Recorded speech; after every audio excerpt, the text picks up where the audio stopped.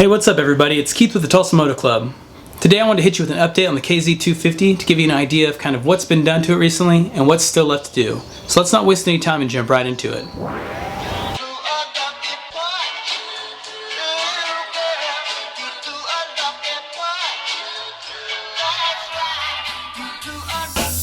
Alright, so far on the KZ250, we've got everything mounted that we can. There are a few exceptions because we don't have the battery or the wiring harness or any of the electronic components in, but we do have the carburetor mounted that you saw me clean in a recent video, as well as the speedometer and a few newer parts too, including some gaiters that I added to the front forks, which I like right now, but I'm not too sure how I feel about them in the future once the build's complete. I may take them off, I'm not too sure. I also got a new brake and clutch lever as well put on. The old ones were just too long and two different colors. One was bent, they needed to be replaced pretty bad, so I got new ones on. They look great, and we also got new handlebar controls too. Those are going to get put on when we get the wiring harness put on, but first the wiring harness needs some attention. When I got it from the previous owner, the harness was in really poor shape already, so I need to do a lot of cleaning up and maintenance on it, maybe some replacements of things. I'm not 100% certain yet. I've never really done that before, so this is a whole new thing for me, but I'll make a video so you guys can see how I do it. Maybe it can help you out in the future. I also need to modify the harness. It's too long since I cut the frame, so I need to make that a little bit shorter.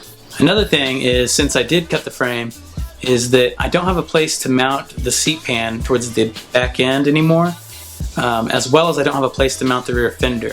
The old mounting point for both of these things was on the section of the frame that I had removed.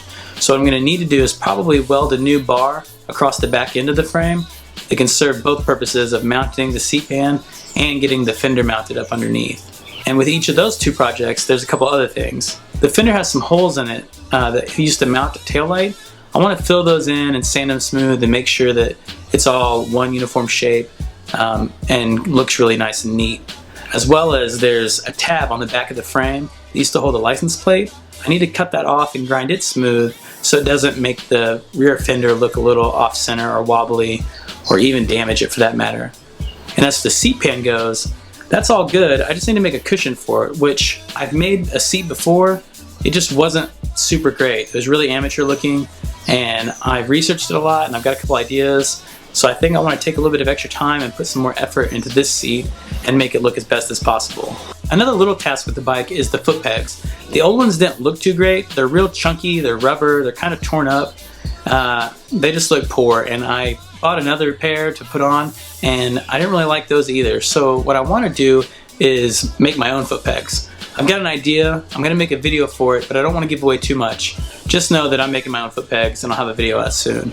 The other big project on the bike that I'm doing is restoring the gas tank. I've already started it right over here, and it's getting a metal rescue bath right now, which is going to remove all the surface rust from the inside of the tank. But after that, I still need to line it and then get the tank painted. It's going to be a couple days worth of work, so I'm going to have a couple videos that I'll make. They'll probably be the next videos that I release, but I'll share that process with you guys, and maybe it can help you out and teach you how to do the same thing if you're restoring your own bike. So that's pretty much it. We got everything mounted to the bike that we can. We got some new parts that we put on the bike.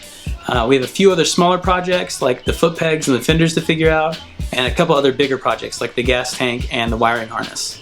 So if you're not already, make sure you hit that subscribe button so you don't miss out on anything I put out in the future, because like I said, I'm going to be making videos for all of these tasks that I have and sharing that with you guys, so maybe I can help you out with your builds.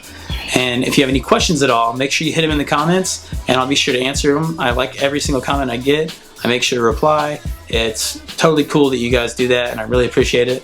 And if you haven't already, check out these two videos right here. And if you like the video, make sure to smash that thumbs up. That way I know what kind of content that you like. So thanks for watching. Later.